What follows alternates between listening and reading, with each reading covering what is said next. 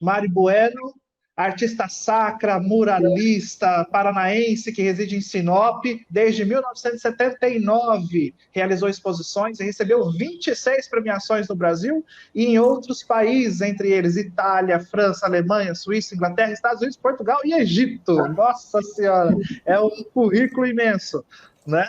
E participou de 3 exposições, ganhando menção honrosa por suas obras. Em 2012, foi convidada pelo Museu na Itália, única brasileira entre 140 artistas de 40 países. Mari Bueno, seja bem-vinda. E nós estamos aqui com um Literocos muito especial. Estamos finalizando a entrevista com a Ana Helena Tavares, que trouxe para nós, Mari, é, vários arrepios durante o programa, né? Parece que ela além de vivenciar Pedro, ela trouxe para nós toda a inspiração de uma vida de luta, de batalha, né? E de grandes desafios. Bom dia, Alex. Obrigada pelo convite. Um prazer enorme estar aqui. Prazer, Ana Helena, te conhecer, assistir toda a sua live. Parabéns pelo seu trabalho. E um prazer enorme. Muito obrigada mesmo por esse convite. Tá certo. Ana Helena, beijos e muito obrigado. Curte o friozinho aí do Rio. Vou curtir, vou curtir. Eu sou uma carioca meio atípica, eu gosto de frio. Tchau, tchau. Tchau. Mari, seja muito bem-vinda ao nosso programa Literocos, programa que fala sobre a vida, que fala sobre literatura, que fala sobre arte. E assim, vou falar para você, desde quando a gente colocou nas nossas redes sociais, né, que você estaria aqui conosco, muita gente aplaudiu, gostou, então eu percebi que você é bem admirada por onde quer que as suas obras, e você, lógico, ande. Obrigada. Muito bom. E sempre a gente começa, Mari, a gente sempre começa com uma pergunta muito chave. Normalmente a gente pergunta o que é literatura, né? No entanto, eu vou fazer uma contextualização. Na Semana de Arte Moderna, né, em 1922, em São Paulo, os paulistanos diziam assim para os artistas: isso não é arte, isso não é literatura. E aí eu quero perguntar para você, o que é arte, então, Mari Bueno? Bom, a gente tem que respeitar todos os períodos, né, que a humanidade passou, porque a arte é o que registra a história, a arte é que expressa como cada povo viveu no seu período. Então, não tem como na arte nós falarmos assim, tal período é correto ou tal período não é. Isso não é arte. A arte, ela é realmente a liberdade de expressão. Então, nós tivemos períodos que os artistas se expressavam de uma forma, no período seguinte era completamente ao contrário, então muito cíclico. Então, nós não podemos dizer o que está certo, o que está errado. Mas, claro, que tem o gosto, tem a avaliação, diante de uma obra, a pessoa vai se expressar conforme a experiência dela. Então, por exemplo, na semana de 22, as pessoas estavam acostumadas com uma arte acadêmica, com muitas regras, com muitos determinando como que teria que ser, o que passava nos salões e o que não passava, e de repente vem quebrando todos esses paradigmas e vem quebrando essas regras, e isso, claro, causa uma revolução, causa uma crítica em qualquer período, né? Até hoje, quando existe uma arte muito diferente, ela recebe críticas. Então, por quê? Porque vai dentro da experiência de cada um e que a gente também tem que respeitar. Porque diante de uma obra, você vai ter uma experiência, você vai gostar, você vai olhar para a obra e falar assim, nossa, isso aqui me identifica, isso aqui me lembra alguma coisa da minha vida, da minha infância, enfim. Você vai ter algo que vai te levar a uma experiência que você vai gostar daquela obra. Você vai passar diante de outra e falar assim, isso aqui não tem sentido para mim, não gostei. Então, mas outra pessoa pode gostar. Então, isso é arte. A arte é uma liberdade para o artista de se expressar e também é uma liberdade de interpretar de quem está diante da obra. Tá? Então, não tem o certo e não tem o errado. E a Semana de 22 é um exemplo disso, né? O que na época poderia ser algo assim, totalmente... Vamos colocar outros exemplos, outros pintores, por exemplo, Van Gogh, né? Não vendeu obra em vida, né? Outros que, né, que a obra não era aceita e depois vale milhões. Então, passa por uma avaliação, passa por um período diferente. Então, a arte, resumindo, a arte é a liberdade de quem cria e liberdade de quem aprecia. Olha, Gostei, hein? Adorei essa resposta. E a gente sempre faz algumas provocações aí, né, de frases, de personalidades. Eu trouxe aqui do Pablo Picasso, né? Ele diz o seguinte: a arte é a mentira que nos permite conhecer a verdade. E o que você me fala sobre isso?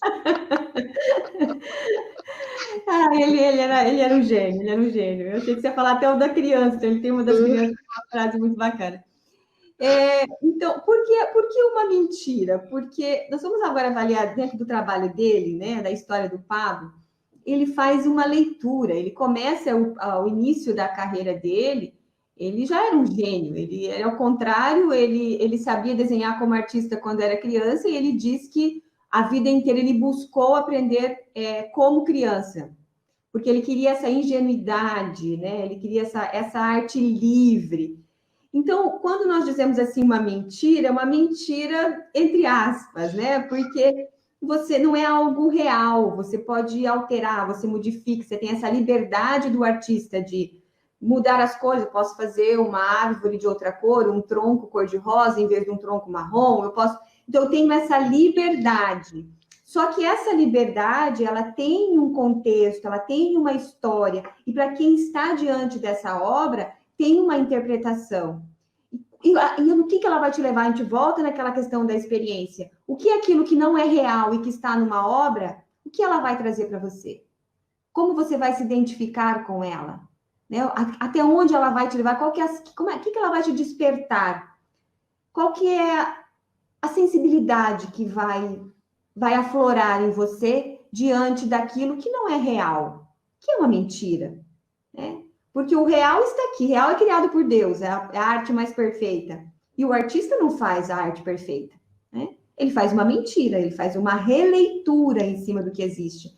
Ele faz ele expressa aquilo da experiência dele, ou na arte sacra a gente tem uma outra linha, mas enfim, é diante de uma mentira que você fica parado e você fica admirando. Olha, estamos conversando aqui com a Mari Bueno, né, artista sacra, muralista.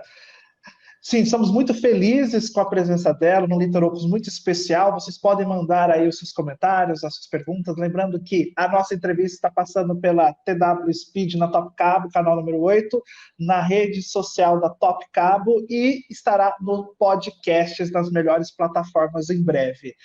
Mário, eu queria conhecer um pouquinho sobre você. Como é que foi, como que você chegou, né, a ser uma artista sacra? Como é que foi essa caminhada? Como você decidiu? Como foi essa escolha? Foi de repente? Não, você sempre quis? Qual foi aí a sua caminhada até chegar o dia de hoje? Bom, como você disse lá no início, eu sou paranaense. Eu cheguei aqui em Sinop com 7 anos, com a minha família. E desde criança sempre gostei muito de desenho, de pintura. Minha mãe sempre teve muito material artístico dentro de casa, então artesanato, essas coisas. Então sempre estive envolvido com esses materiais. Na escola eu tive um estímulo muito bacana. Eu falo que às vezes a gente chega na vida adulta não desenhando ou não pintando, porque há uma ruptura nesse processo criativo, né? O que no pré-escola a gente tem um estímulo muito grande para a arte. Quando a gente entra na alfabetização, o tempo tem que ser voltado para a alfabetização e a arte acaba ficando um pouco de lado. Então, num processo natural, a gente tem um afastamento da arte. E eu, por algum motivo, tanto de estímulo de colegas como de família, eu tive uma continuidade. Então, sempre gostei muito de desenhar, de pintar. Na escola, fazia trabalho com os colegas.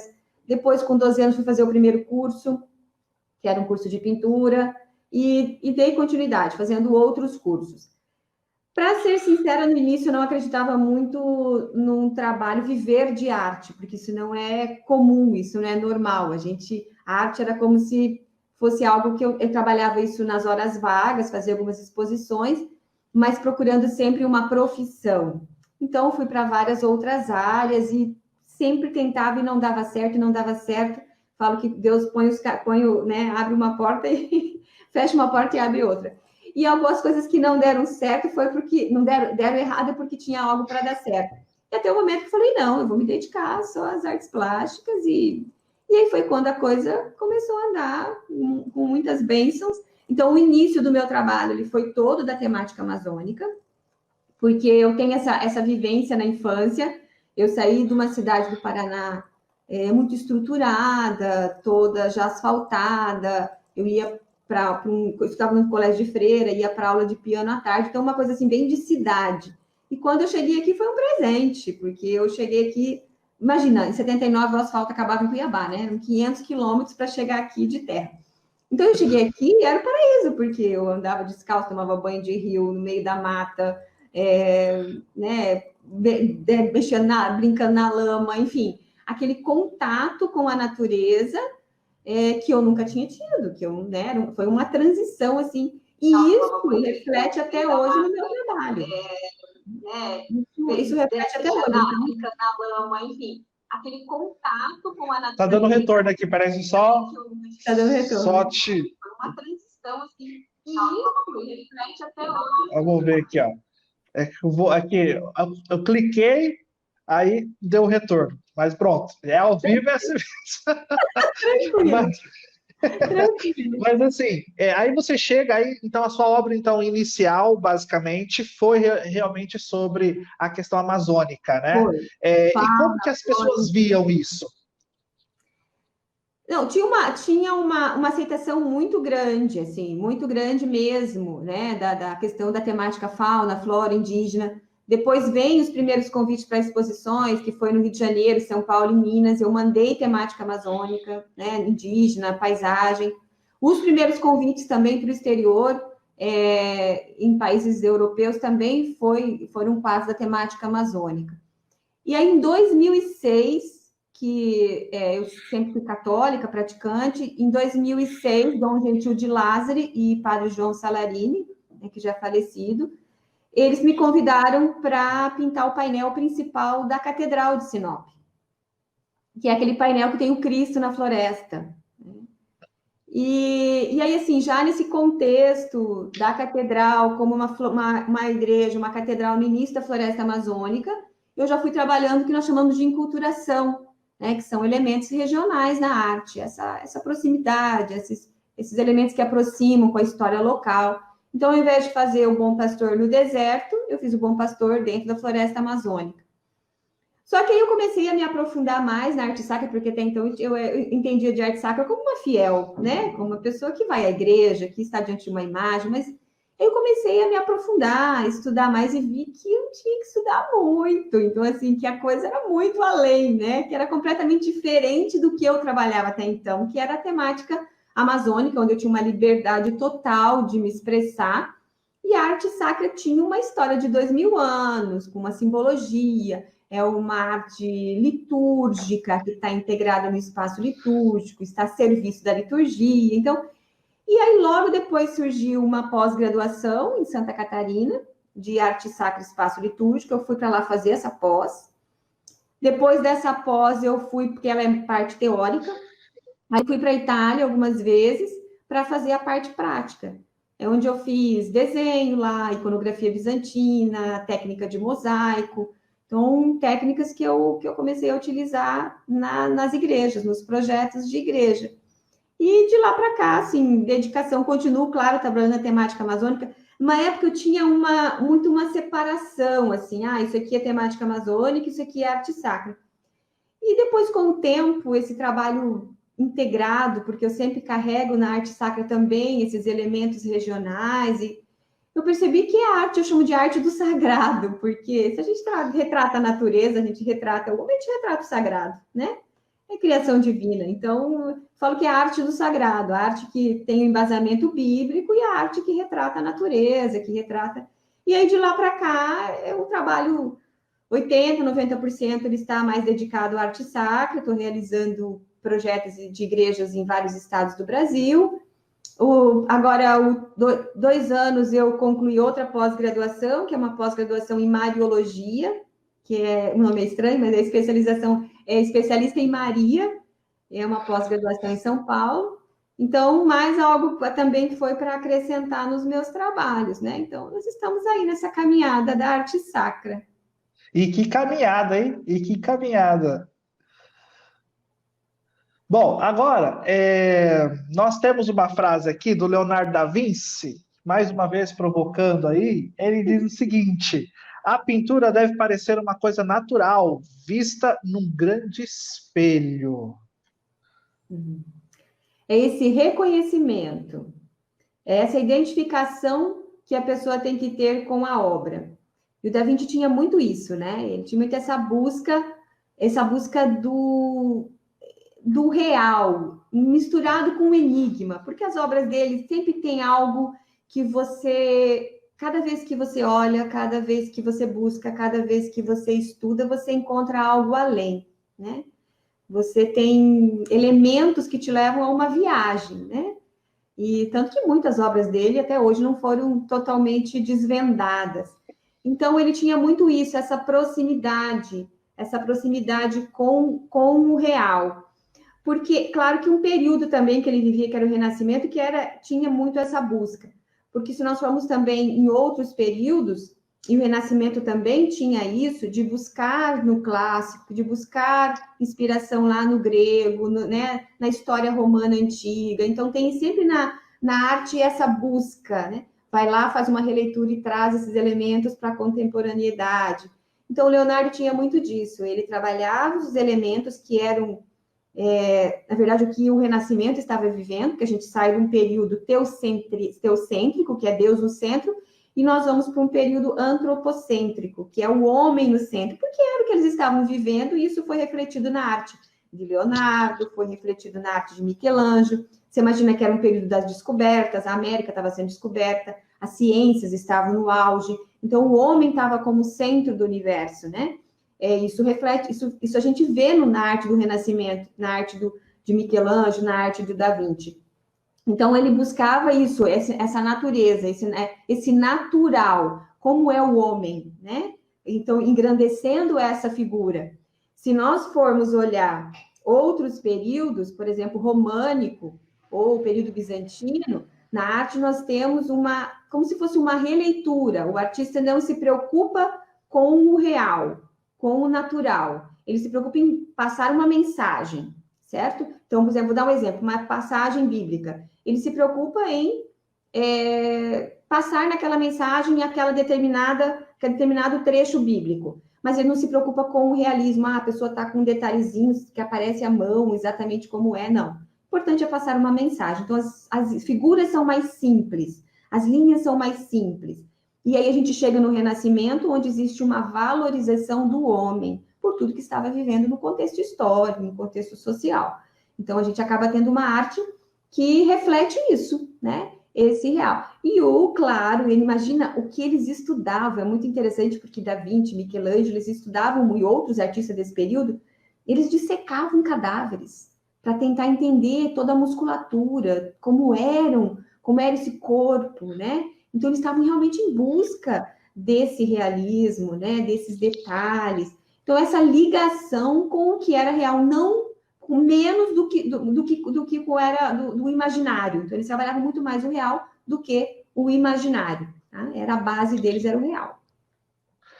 Você acha que para ser uma artista sacra especificamente, tem que ser religiosa? Se não for, fica. Se não for, fica. Porque assim, não tem como, sabe?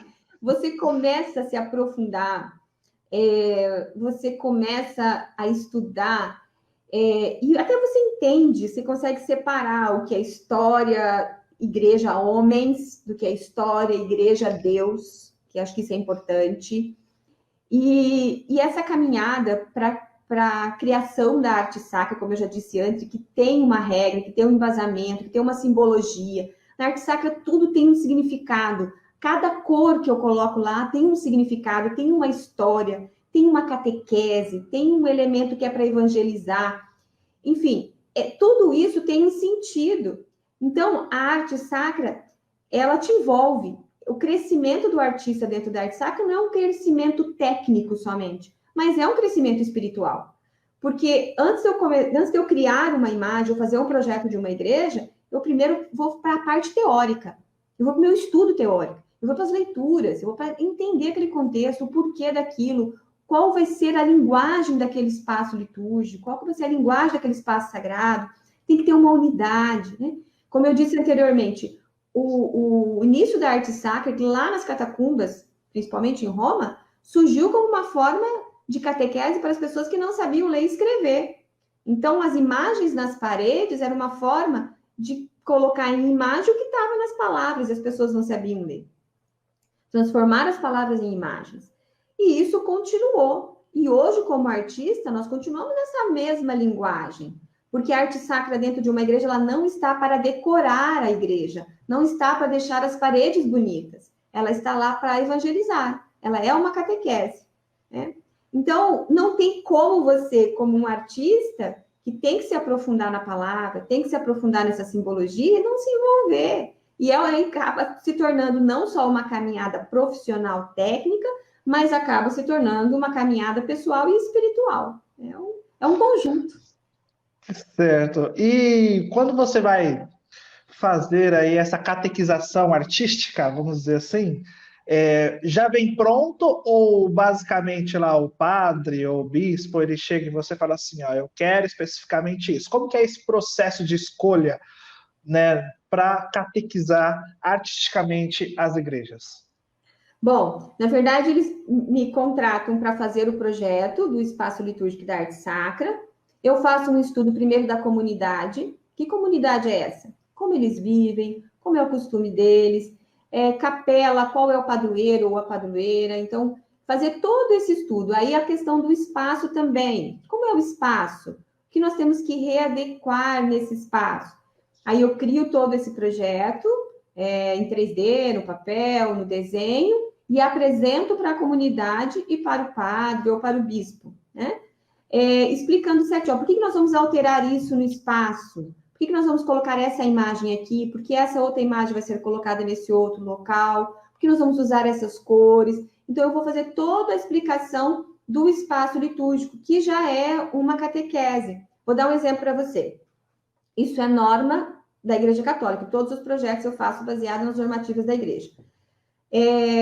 Nós sempre colocamos o Cristo na parede principal, essa parede do presbitério, que a gente chama, né, atrás do altar. Por quê? Porque isso já é uma catequese. Quem é o centro da nossa celebração? É o Cristo. Dentro das normativas da Igreja, vamos dizer numa linguagem devocional, quem faz milagres? Somente Cristo. Maria e os santos não fazem milagres, eles intercedem por nós. Então, a gente não coloca as imagens dos santos e de Nossa Senhora no presbitério. Lá é a imagem de Cristo. Então, quando você entra nesse espaço, você sabe que o centro é Cristo. E aí a imagem de Maria, a imagem dos santos ficam em lugares de honra, dignos, mas ficam mais próximo do povo, porque eles estão conosco. Maria é aquela que pega na nossa mão e leva para os ensinamentos do filho dela. Ela é aquela que aponta para o filho dela. Ela nunca quis ser o centro. A gente acompanhando os evangelhos, a gente vê isso. Em todo momento, ela acompanha o filho, ela aponta o filho, ela mostra o filho. Ela é a primeira discípula e missionária do filho. Então, essa é a catequese dentro do espaço litúrgico também. Então, a gente não coloca, por exemplo, a imagem de Maria. A igreja chama Nossa Senhora Aparecida. A gente não coloca a imagem de Nossa Senhora lá no centro e depois em outro lugar a imagem de Cristo. Não. Mesmo sendo a igreja de Nossa Senhora Aparecida, o centro é Cristo. Então, a imagem do Cristo é o centro. Então, a gente vem trabalhando nesse espaço. Claro, aí você fala assim, mas eu vejo igrejas de outra forma. Sim, a gente tem vários períodos históricos. Nós temos outros problemas também dentro da administração, entendeu? Mas o que a igreja orienta os artistas, quem é especialista em espaço litúrgico, é que a gente faça do espaço também uma catequese, né? Que as pessoas entrem e entendam que, para nós católicos, sim, o nosso centro é Cristo, né? E que Maria e os santos são os nossos condutores. O que são os santos? Os exemplos de vida. Você não tem alguém na família que se admira? Você fala, nossa, eu admiro muito, né? Uma pessoa que se admira e fala, nossa, eu aprendo muito com você, a sua vida me ensina muito. Os santos é isso, são pessoas que tiveram dificuldades, erros, pecados, tudo, mas tiveram uma caminhada em busca da santidade. Essa caminhada da santidade é a nossa caminhada também. Todos os dias eu quero ser um pouquinho melhor, né? todos os dias eu vou tentar errar menos. E aí os santos têm uma vida como um exemplo. O que ele fez? Como que ele fez, né?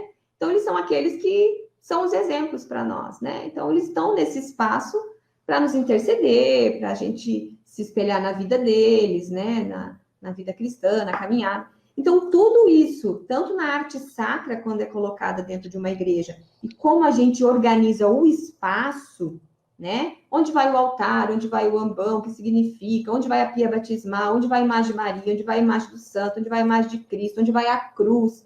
Tudo tem um significado e tudo tem um objetivo, não é simplesmente para enfeitar.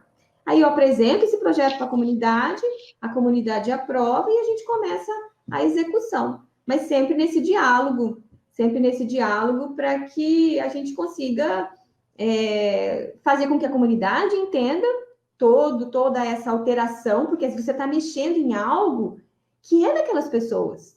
Tem pessoas que estão 30 anos servindo a igreja, e vem alguém de fora e fala assim, não, você tem que mudar. Mas por que tem que mudar? Né? O que a igreja nos ensina para que seja alterado isso? Então, é um diálogo com a comunidade, para explicar o porquê, qual é o sentido, né? Então, é um trabalho em conjunto mesmo. Que bacana. Eu, sinceramente, assim, eu vi, assim, algo mais reflexivo, né, nessas igrejas mais da época do barroco, né? Aí depois eu falei assim, sinceramente, para mim era qualquer pintura, mas eu percebi que não, existe realmente um estudo, e é bacana você falar isso para a gente também começar a entender e compreender como é que se faz, né, e como é que se gera essa arte sacra dentro dessas igrejas, né?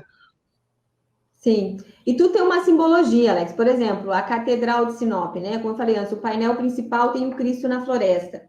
A cor do Cristo é vermelha. O vermelho na arte sacra significa o sangue, o sacrifício, o amor dele pela humanidade. O manto marrom significa a humildade. Vemos do pó e ao pó retornaremos. Na lateral da catedral você vai encontrar 4 painéis, 2 de cada lado. São os painéis dos 4 elementos: água, ar, terra e fogo. Esses 4 elementos estão na árvore.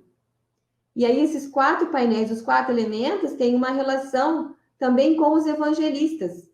Você vai observar que em cima existem animais, que são os tetramorfos, que são os símbolos dos evangelistas. E aí, por exemplo, o painel Mateus, ele tem uma relação, o Evangelho de Mateus tem uma relação com a genealogia de Cristo. Então, aparece a imagem da natividade, do nascimento dele. Se você observar nessa imagem, só pode pegar uma, nessa imagem do nascimento, tem as cores. Maria está com o manto azul. Azul é a cor da fidelidade, a gente fala que é a cor da espiritualidade, porque é a cor do infinito. José está com tons de roupas, em tons marrons, lembra aquilo, a humildade, né? Teve o sim de Maria, mas teve o sim de José também, né? O Cristo está envolto no manto verde. O verde na arte sacra é a cor da esperança, a cor da renovação. Então, vem todo esse sentido. O fundo é completamente escuro, porque da escuridão nasceu a luz. Então, Cristo está na frente, né? Então, tudo tem uma simbologia, tudo tem um porquê em todos os painéis lá dentro, e todos estão ligados com a questão dessa catedral no início da floresta amazônica, né? Essa simbologia da utilização da natureza.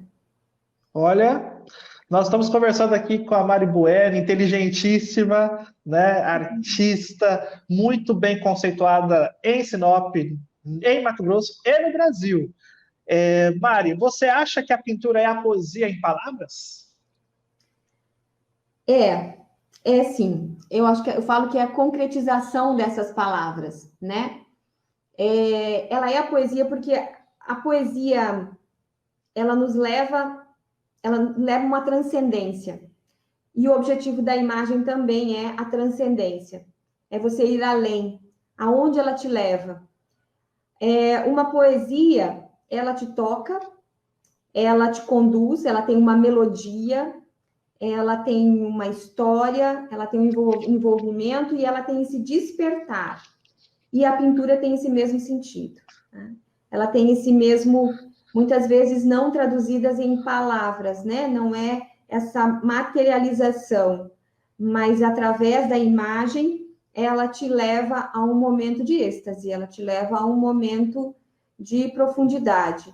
Então, eu considero sim, e a gente tem umas experiências muito legais, assim, sabe? tem uns projetos de escolas, de universidades, que já trabalharam a arte, e aí a gente tem eu falo que é o caminho de ida e o caminho de volta.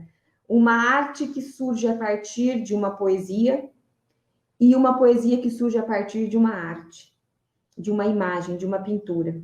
E já teve professoras de escolas públicas aqui de Sinop que trabalharam isso, né? Colocaram a imagem e o aluno foi desenvolvendo a poesia em cima. Então, saem coisas surpreendentes, que muitas vezes isso acontece muito quando o artista faz uma obra, por exemplo, termina uma pintura. A minha intenção foi para realizar aquele trabalho.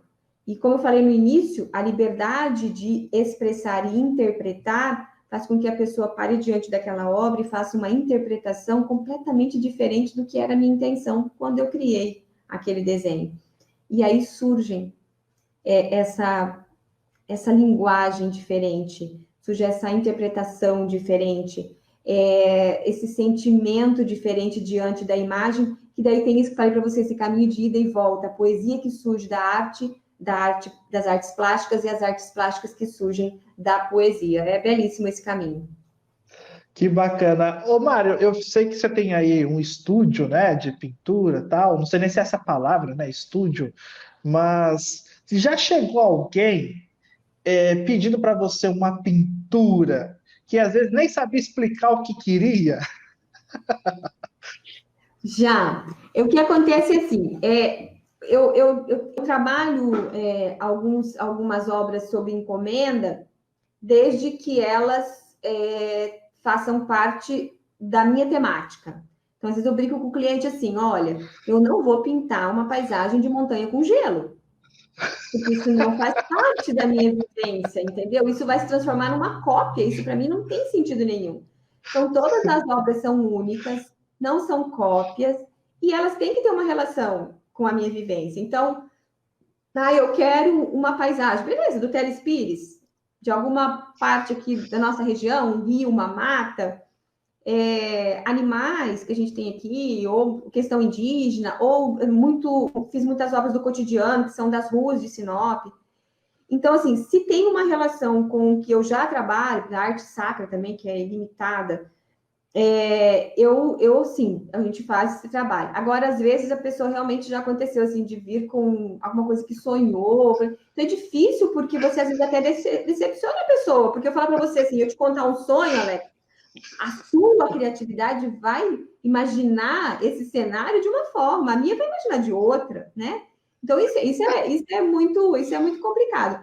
Então, assim, trabalho sim dentro dessa temática que faz parte. E, assim, e ainda tem uma outra questão. Muitas vezes eu falo assim, olha, eu tenho que ter a liberdade de criar dentro do tema que a pessoa quer e o cliente a liberdade de gostar, né? Então, é muito livre isso, porque mesmo me colocando o tema, eu quero uma paisagem de um rio aqui, eu tenho que ter a liberdade de criar essa paisagem, senão fica uma coisa mecânica, não sai uma obra interessante, é impressionante, assim, não flui, sabe? Então, o artista tem que ter a liberdade de criar e a pessoa a liberdade de gostar. Por quê? Às vezes, acontece muito modismos, tá? Porque agora estão usando na parede um negócio de não sei de que cor. Então, não é arte. Então, é algo para pendurar na parede. A arte é aquilo que não combina com nada, não precisa combinar com nada na sua casa, tá? Não existe modismo. Existe aquela obra que você vai parar diante dela e você vai se identificar e falar, gente, amei, isso aqui, adorei, quero isso aqui na minha vida. Então, por quê? Uma obra, ela é para durar no mínimo 500 anos. Então, é algo que você vai adquirir, que vai passar para os seus filhos, para os seus netos, para os seus bisnetos, para os seus tataranetos. Então, é algo que você tem que se identificar. Tem que ter uma história com você, né? Então, você parou de... Comentei no início, parou diante da obra, você tem uma experiência, né? Então, as pessoas, às vezes, interpretam isso de uma forma errônea, né? Então, arte é algo que não tá para combinar, para nada. Realmente é para acalentar a sua vida, né? Para trazer uma experiência e para que você tenha isso na sua casa, para uma história, fazer parte realmente não é algo que você coloca, não combina mais e vou descartar, até porque quando você adquire uma obra, ela existe uma valorização, né? Você comprou por X, daqui a alguns anos vale 3X. Então, essa é uma obrigação até nossa como artistas, de continuar fazendo exposições, continuar melhorando o currículo. Isso é em respeito às pessoas que já adquiriram o trabalho, né? Isso é em respeito a quem já acreditou no meu trabalho. Então, uma obra que ele adquiriu há 10 anos atrás, hoje o valor dela é muito maior. E também em respeito às pessoas que vão adquirir, né? Porque é algo que vai valorizar, que vai... Eu brinco muito com os clientes assim, ó.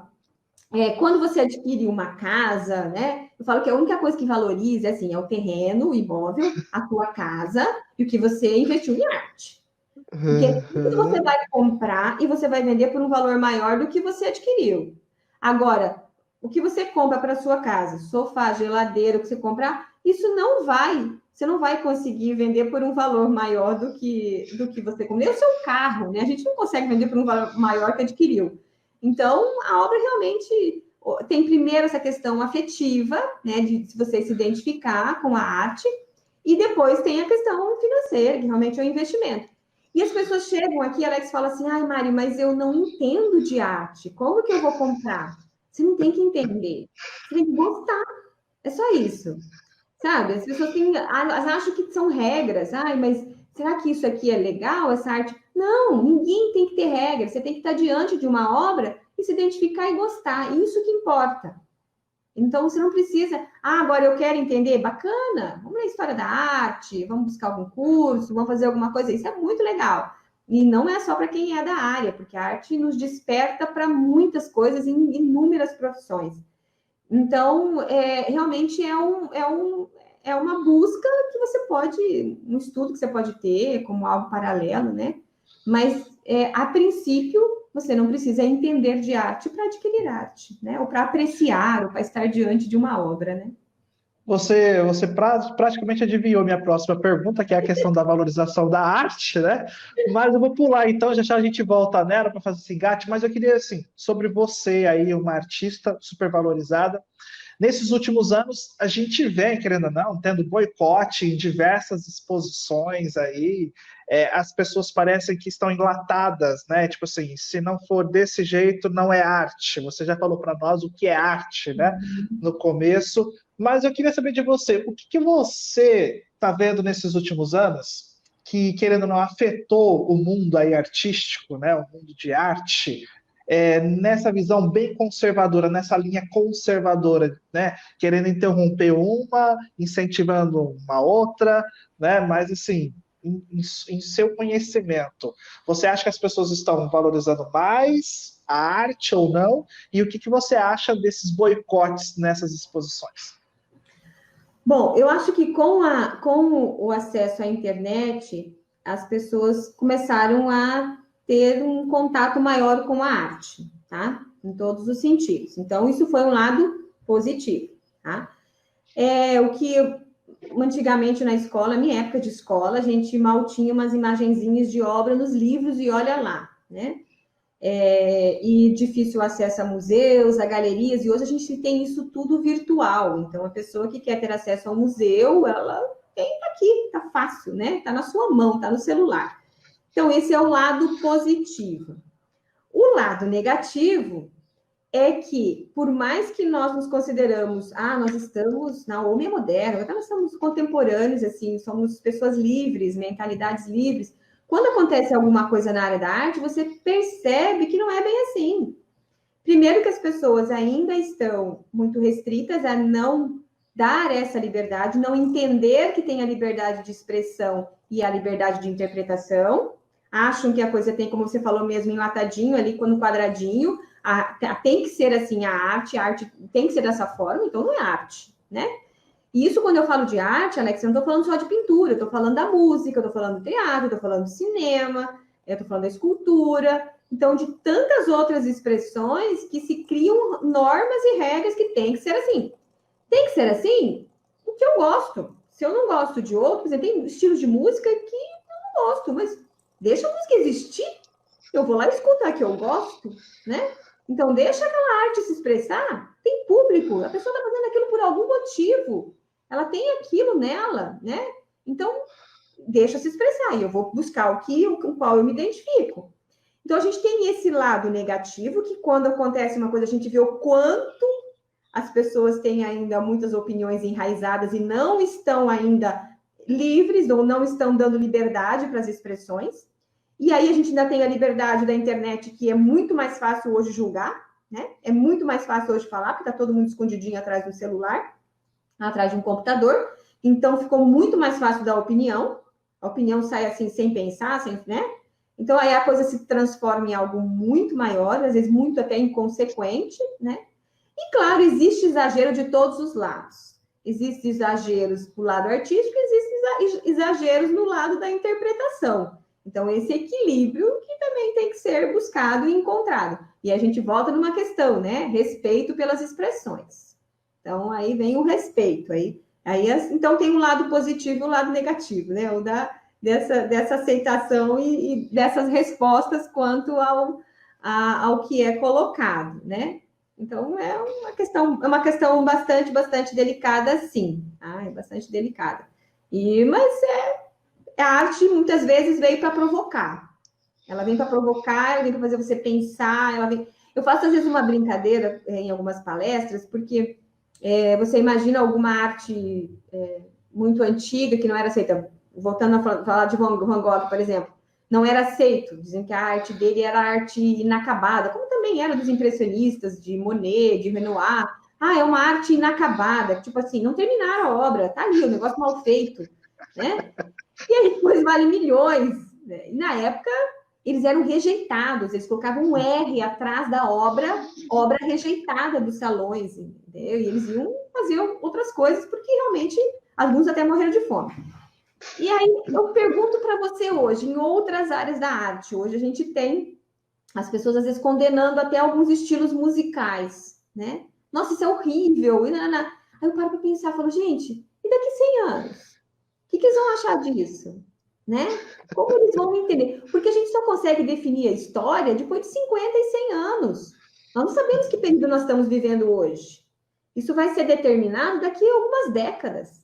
E aí eu te pergunto, como que essas pessoas, as próximas gerações, vão enxergar o nosso gosto musical hoje, o nosso gosto artístico de uma forma geral, que nós estamos vivendo, o nosso comportamento, a nossa opinião. Então, como isso vai ser avaliado?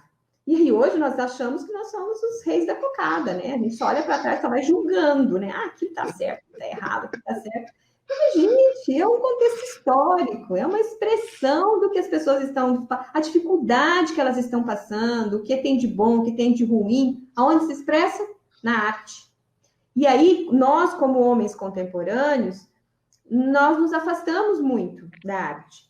Porque se você for observar uma cultura indígena, a cultura africana, muitas tribos africanas, você vai ver que eles têm uma música, eles têm um artesanato, eles têm uma pintura corporal. Ninguém chegou para eles e falou assim, o negócio é o seguinte, agora a gente vai ter um pouco de aula de arte, então eu vou ensinar para vocês a música, como vocês pintam o corpo, como que vocês têm que dançar. Não, aquilo faz parte, aquilo é deles. E eles têm uma expressão daqui. O que nós fizemos? Nós, homens considerados os inteligentes, os evoluídos, nós bloqueamos isso. Nós não nos expressamos mais. E aí nós não buscamos essa nossa identidade. E daí a gente vem num mundo também agora globalizado, onde eu falo que muitas vezes a gente vai na boiada e a gente vai virando essa mistura, né? Essa mistura, e aí uns aceitam, outros criticam, outros condenam, outros, né? Vira isso e você perde essa identidade, você se afasta um pouco. Então, às vezes eu acho que falta um pouquinho a arte voltar a fazer o papel do despertar. A arte não vem de fora para dentro, mas ela está aqui dentro, e a gente buscar despertar essa sensibilidade para entender qual arte nós nos identificamos, qual arte que mexe, que nos sensibiliza, né, que traz emoções para a nossa vida, que traz reflexões para a nossa vida. Então, essa abertura que, nesse mundo contemporâneo, a gente acaba ficando numa casca e acaba esquecendo disso.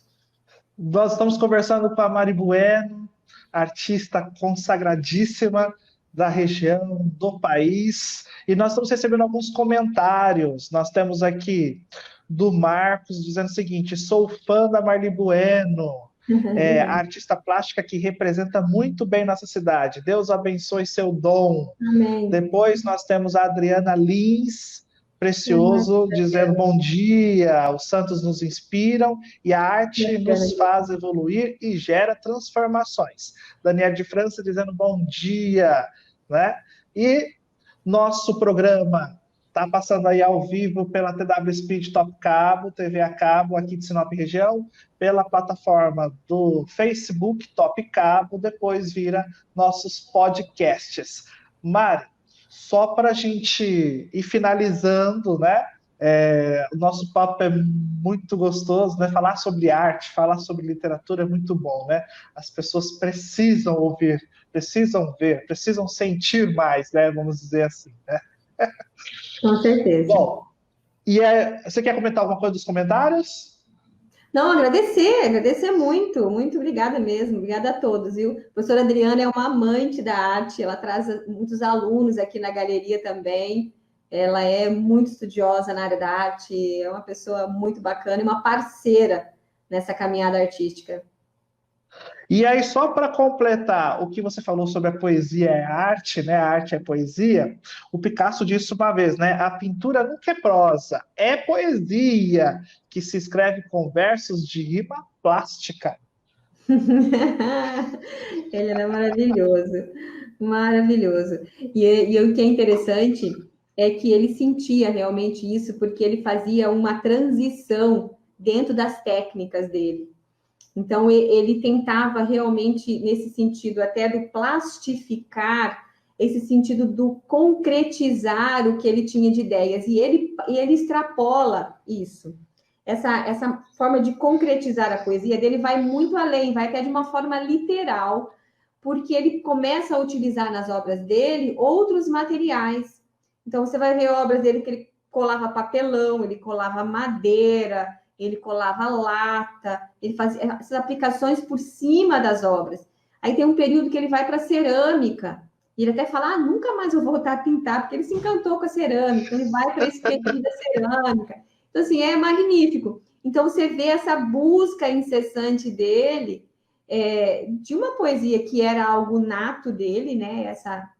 Essa musicalidade dele, esse poema, e ele vem transformando isso e materializando literalmente isso nas obras, sabe? Ele não fica numa dimensão só. Ele busca realmente dar volume a tudo isso e dar movimento à obra dele através de materiais também que ele inusitados, né? Que as pessoas achavam que estava ficando louco. Tá certo. Bom, agora nós chegamos naquele momento em que você indica um livro. No caso, você pode indicar uma pintura se quiser, não tem problema, né? Você está aqui à vontade no nosso programa, pode, assim. A gente sempre pede um livro, mas pode ser uma pintura no teu caso, não tem problema. De forma diferente, assim, né? Não, quando você contou comigo, eu falei, tô perdida, vou te contar um negócio. Primeiro, porque eu sou apaixonada por livros. Se eu olhar aqui atrás, eu tenho um monte de... Eu sou apaixonada por livros. E aí, depois, eu vou contar uma outra coisa. Eu tenho mania de ler 2, 3 livros ao mesmo tempo. Então, eu falei, como é que eu vou mostrar um só? Vou pegar o que eu estou lendo agora, tá? Então, assim, isso existem até horários, tá? No dia... Então, o livro da manhã, o primeiro livro da manhã que eu estou lendo agora, é esse aqui, ó, que é um livro sobre a história da igreja. Ele é muito bacana, porque ele é todo José Artolino Bessem, porque ele tem umas ilustrações, mas ele é uma linguagem, assim, muito direta, né? Porque é uma história de 2000 anos, você vê que não é um livro muito grosso, então é uma linguagem muito resumida, muito direta, mas é bem bacana, assim, sabe? Eu tenho uns outros, depois que já estão separados, que vou para uma linguagem um pouco mais aprofundada e tal. Mas eu sempre gosto muito de ler, porque sempre tem coisas diferentes que a gente acaba encontrando na história da igreja. Então, esse é o meu livro matinal, das primeiras horas da manhã. Durante o dia, eu estou fazendo uma pesquisa nesse que eu amo, tá? Eu estou fazendo um trabalho agora, que é a História da Arte do Combridge. É um livro excelente para quem quer estudar a história da arte, que é um dos melhores livros que nós temos hoje no mercado. Então, esse hoje está na minha mesa, porque essa semana ficou um livro de pesquisa. Eu estava montando umas aulas, e aí esse que ficou o meu livro de pesquisa da semana. E aí, antes de dormir, tem o livro da noite. Eu ganhei dos meus filhos, do Dia das Mães, esse daqui, ó. da Michelle Obama, conta a história dela. É muito legal, assim, sabe? Conta desde a infância e ela que vai relatando, ela vai contando as dificuldades, as superações, né? Então, assim, é admirável, assim, é um exemplo de vida e de mulher, né? De onde ela chegou e da forma como ela encara a vida, né? Como ela contornou as dificuldades, como ela superou, né, vários obstáculos que apareceram desde a infância dela. Então, é muito bacana, foi um presente dos meus filhos do Dia das Mães, então esse aqui é a leitura da Torna. Então eu falei, bom, eu vou mostrar o que eu tô no momento aqui, tá? Mas eu tenho mania disso, tá? Eu tenho mania de ler 2, 3 ao mesmo tempo, assim. Então, sou apaixonada. Fora a pilha que tem ainda para ler, né? Que a gente acaba, às vezes, adquirindo mais do que dá conta de ler. Mas é Tá apaixonada certo. pelos livros mesmo, né? Adorei as indicações, assim, isso é muito bom, né? Então, assim, eu tinha certeza que você ia apresentar um livro, porque, assim, a gente percebe como você é inteligentíssima, né? O modo de falar, o modo de se expressar, traz para a gente, assim, uma alegria imensa de bater sempre um bom papo contigo, ou seja, não parar de bater papo, né? E nós estamos chegando ao final. Quero agradecer ao telespectador que nos acompanhou hoje. Nós fizemos um Literopo especial, foram 2 horas basicamente de programa. Iniciamos com a Ana Helena Tavares, biógrafa do padre Pedro Casaldáliga, né? Muito importante agora a gente falar mais sobre o Pedro e, como ela falou, termos mais Pedros, né? E em seguida nós tivemos a Mari Bueno, grande artista, reconhecidíssima, inteligentíssima, né? Então eu estou colocando tudo muito isso aqui para mostrar como eu gostei de bater um papo contigo. E você tem agora 2 minutos para suas considerações finais, fazer o que você quiser aí nesses 2 minutos. Bom, primeiro eu quero agradecer seu convite, adorei o bate-papo também, muito bom, né? Falar sobre arte, falar sobre literatura, sobre poesia, é sempre muito bom. E deixo o convite também, a gente tem um espaço, que é a galeria, que é um espaço aberto à visitação, né? A gente faz também um trabalho social com esse espaço, que é receber as escolas, receber as faculdades, para que as pessoas tenham contato com a arte, né? A gente não pode exigir que as pessoas amem o que elas não têm contato. Então, a gente passa a amar aquilo que a gente conhece, a gente passa a amar aquilo que a gente pode ver, que a gente pode vivenciar. Então, muitas vezes a gente fala, puxa, não tem cultura, não tem arte, mas a gente precisa também fazer com que ela chegue até as pessoas. Então, esse espaço aqui é um dos propósitos dele, é essa parte social, de realmente estar com as obras aqui. As pessoas podem vir, trazer família, trazer as crianças, e venham passear no espaço para ter esse contato com a arte. A gente sempre coloca obras diferentes, tem todas as temáticas, amazônica, tem sacra. Então, fica esse convite para que a gente faça essa caminhada, né, do despertar na arte, porque quando falo até com os jovens, eu comento que hoje diploma está muito mais acessível, né? As pessoas têm um acesso muito mais fácil para uma faculdade, para um curso superior. Então, o que vai diferenciar as pessoas no mercado de trabalho é a criatividade. E a criatividade a gente consegue tendo contato com a arte, em todos os sentidos, né? A arte de todas as áreas. Então, a arte realmente ela tem um papel de despertar, e que a gente busque isso, né? No dia a dia, independente da nossa profissão, a gente busca esse despertar da arte para aprimorar, né? Para que a nossa sensibilidade se aflore e a gente possa realizar muitas coisas. Né? Muito, muito obrigada pelo convite. Você citou um ponto muito importante sobre a criatividade. Eu falo isso o tempo inteiro para os meus alunos, né? Eu falo para eles o seguinte, que hoje você pode, assim, quantos advogados nós temos em Sinop? Quantos arquitetos? Quantos engenheiros? Então, quem vai diferenciar não é o diploma, porque todo mundo tem a mesma formação. É a criatividade. Como é que a pessoa vai chegar e você fala assim, ó, quero uma casa decorada assim, e você não puder imaginar, você vai copiar, você é fraude. Né? Então, a criatividade tem que ser estimulada o tempo inteiro mesmo. Você citou um ponto muito bacana, Mari. Independente da profissão, né? É um todo, faz parte de... Tem que estimular, sim. Então, tá certo. E você, telespectador, muito obrigado por ter acompanhado conosco esse Literocos especial. Quero agradecer a Mari Bueno, a Ana Helena Tavares por estar aqui conosco. Próximo sábado a gente volta às 10 com mais bate-papo sobre arte, sobre vida, sobre literatura. Muito obrigado, Mari Bueno. Obrigado, telespectadores. Literocos. Até mais. Até.